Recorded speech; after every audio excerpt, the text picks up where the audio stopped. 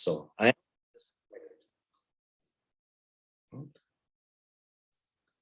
am a little disappointed that we're not seeing some of more of the newer members here, but that's okay.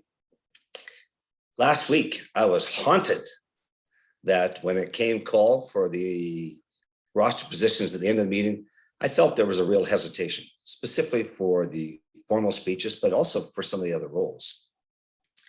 It made me realize that maybe people just don't really understand what they need to do with respect to Toastmasters to get the most out of it. So this morning, I wanted to talk about the why, the what, and the when of Toastmasters. So why? What's your why? Why are you at Toastmasters? Ben, you're pretty sharp. Why are you at Toastmasters? To keep getting better at presentation. Right on. How about you, Franco? You've been around a while. You're in the back nine. How come you're in Toastmasters? Well, because my whole life is a continuous improvement, and working with a group like this just helps me so much. Thank you. Brenna, you're a doctor. Why do you need Toastmasters?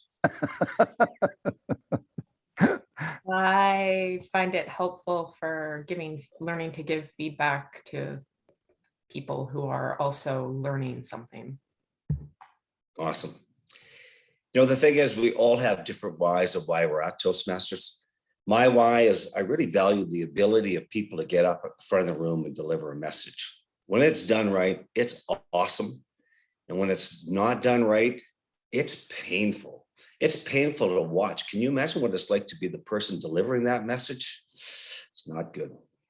My own story is back in the mid-90s, I did a speechcraft class at my work. And so it was like a series of 8 lunches on Mondays, culminating in a speech to a small group of like 10 to 12 people. At the end of this 8-week session, the guy said, look, if you're looking to improve in this public speaking vein, join Toastmasters. So I looked to my buddy and said, what do you think? Are you in? Oh yeah, let's do it. So I looked up in the white pages and I found Toastmasters in the white pages, gave me a shout, and I found a club. And lo and behold, lucky us, it was across the street, 1 block away in the Husky building. So I said, hey, it's so easy. You joining? And he said, it's not convenient for me right now. Maybe later. Anyways, I joined, and fast forward 2 years later, and I saw this friend, coworker of mine doing a presentation in a rather, a small presentation room, about 100 seats, and there are only 25 people in the room. And he must have known at least 15 of them. Yet he was up at the front of the room. He's wearing a light blue shirt. He's pointing to kind of the board.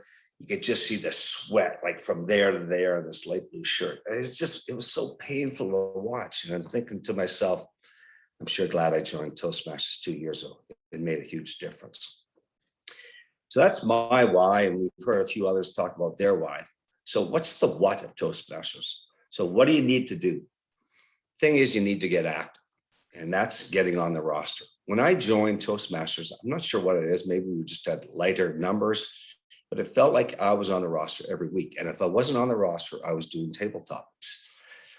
And, there's some benefit in observation, but with Toastmasters, osmosis doesn't really work. You really got to get in and get involved. And that's getting on the roster. So as you sit there and wonder, so what should I do? I've broken this down before, but as I look at it, there are kind of 13 positions on a typical Toastmaster meetings. There's chair, Toastmaster, speech 1, speech 2, table topics master, 3 table topics, a timer, grammarian, GE, 2 evaluators. So if you simply rotated and did each one of those 13 positions 3 times a year, you wouldn't even get through that 3 times a year, because there are essentially 37 meetings a year in our Toastmaster year. So that's what the goal should be, is to kind of do that. Now we're down to 29 meetings a year. So if you just did this yourself, did it in 2 rotations, you'd have a fantastic Toastmaster year. So with that, you have to look at it as Toastmasters is a commitment. And you being here this morning, that's great. You did your hour. I applaud you. So there's 37 meetings, 37 of those. So that's 37 hours you're contributing to your Toastmaster experience. But what I'm suggesting is you need to commit another 37 hours. Just like, An hour class, you need an hour study. And that 37 hours can be spaced out over the course of the Toastmaster year. And how I get that 37 hours is certain roles are going to take a lot of time, like a speech. That might take you 4 to 6 hours. So if your goal should be 4 to 5 speeches in a year, so that's like 25 of the hours. But then you got to remember, like stuff like the 3 table topics, that's no time.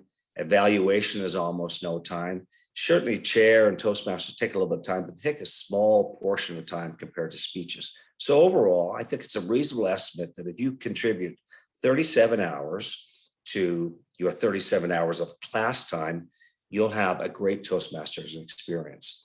So what's that look like?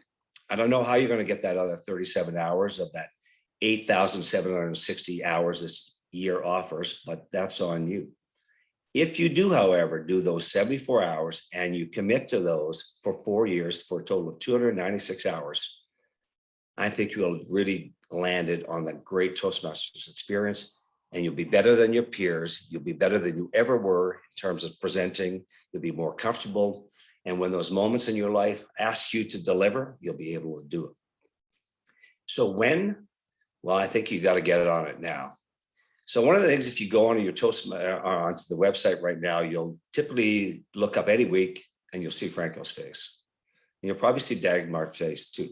Because what they've done is they've gone ahead, and I haven't checked out throughout the year, but I imagine they've gone throughout the year and they've done exactly what I've talked about. They've planned their year. And so they know they don't have to stick up their hand at the end of the meeting as they look ahead next week, because let's face it, that's human nature to kind of go, I don't know if I can do that next week. But if you just commit yourself and say, look, I'm just going to do all these things, they're going to come up when they may, and I'll just be ready for next week. Well, then you'll get the job done. You'll have a well-rounded experience because you've done all these roles and you just move forward in progress. But that's really what it takes. So, hey, I've been negligent this fall. I've been very busy with, important stuff like watching football. So I haven't, but I commit to all of you by next week, I will be in the roster for the remainder of the year. Now, I won't be there every week because there'll be a few weeks that I want to do table topics, but my Toastmaster year will be planned out by next week. And I encourage all of you to do the same. That's something that just should be planned out, and then you forget about it. We shouldn't get to the end of a meeting ever again and say, hey, we got 2 spots open for speeches. That just isn't the way. And you, as I look around of the more seasoned veterans, that's what you should be looking for your Toastmasters experience, to get the most out of it so you make the most of your time. We're not getting up at this early, like Franco enjoys getting up this early. I don't. So I just want to conclude with, I talked about the why. Really figure out why you're here, because that'll, I think, help drive the what you want to do, and when, hopefully do it now. And then if we do that again, we'll never have that uncomfortable experience at the end where there's 2 left spaces for speeches. So I'll see you on the roster, people. Be well.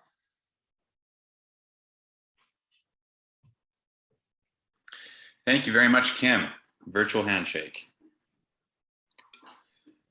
Well, we all know PSAs are important, and that was a great PSA. Thank you for the gentle nudge, the gentle paddle. Kim, that was a very clean looking presentation. I don't know if you noticed, but I flicked the lights here to give myself a little bit more of a haunted look because I really liked the vibe you had going on this morning. And I failed to mention the timing because there's no timing for PSAs, but Brenna, you did a great job. I think that was 5, 6, and 7. Beautiful timing. Our second speaker today, switching gears a little bit, that was a bit of an inspirational speech, and we're moving on to a speech that was actually inspired by the Tall Tales contest that recently happened. Now, our second speaker comes to us from across the pond, and football teams aside, we can all say that this gentleman is winning the Best Dressed Award today. Now, the interesting thing about this Tall Tales competition is that it was a pocket speech. And so while it had been a speech that our speaker had been practicing, he wasn't officially on the roster and wasn't expecting to give it. So what he felt like that during the speech, it all went well until the ending. It was a bit of a fizzle out. And so he's been rehashing it, reworking it, and he's giving it to us this morning. He'd like us to pay particular attention to the ending. Brenna, the timing for this speech is 5, 6, 7. So Dom, you know what that's all about.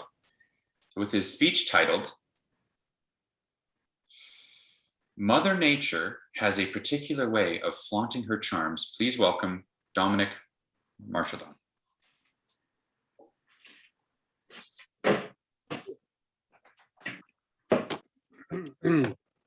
Could you move the podium a little bit to the left? There, that's better. Okay.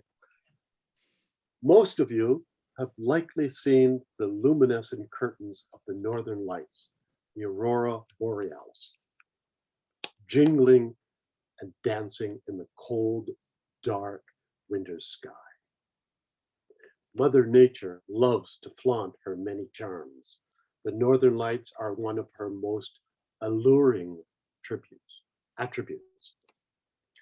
Fellow Toastmasters, I'm going to share a phantasmagorical experience with you today from the time when I was a budding, fledgling fighter pilot in the RCAF. That's the Royal Canadian Air Force, for those of you who are not familiar with the term.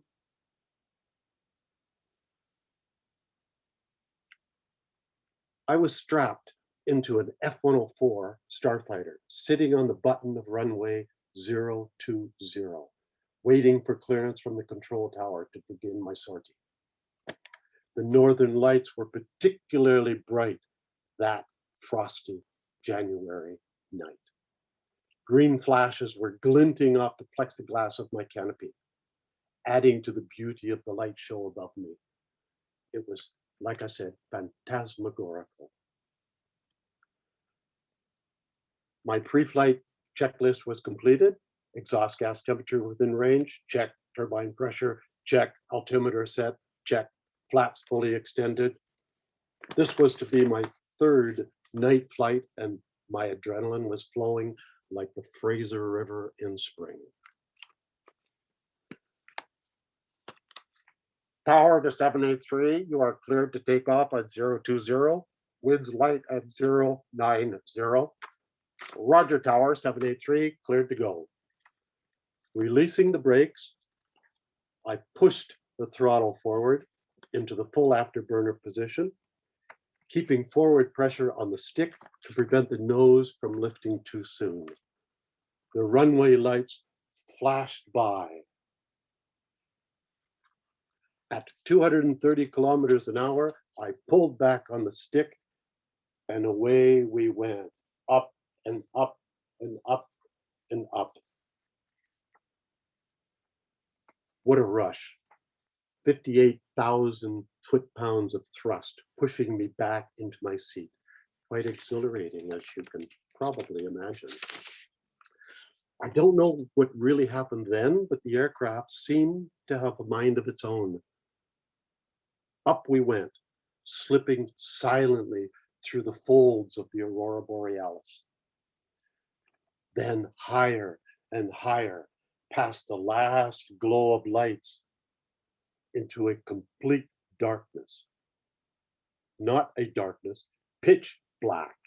No stars, no moon, no light at all, pitch black. I was dumbfounded. I thought for a moment, is this it? I half expected to see some sort of celestial being in that darkness. Suddenly, a swirling cloud of white dust created an image in front of me. Yes, you guessed it. Steve Jobs was there looking down at me. He was holding an unusually shaped object. It looked like some kind of iPhone. From it was emanating a broad spectrum beam of light down to the earth, far below us. It was creating the northern lights with this iPhone. Hi there, he said. I've been working on this app since arriving here in Purgatory, and will include it with my new iPhone 12. Pretty cool, don't you think? Looking around, I don't know what happened next, but suddenly I was on the downwind leg of runway 020 and doglegged in on the final approach. I landed without incident, pulled the drag chute and taxied up to the apron at hangar number 3. Climbing out of the cockpit and backing down the ladder, I made my way to the debriefing room. On my way there, I was again dumbfounded to see that the northern lights were not there anymore, extinguished, just a star-studded black sky. My squadron commander grabbed my elbow and directed me to the flight NOTAM board. There in bold print on an oversized Post-it note was a message addressed to me, Lieutenant Marshaldon. It read, "Your iPhone 12 is on its way. Signed, Steve J." Looking into the future, all of you will finally see the light. Thank you.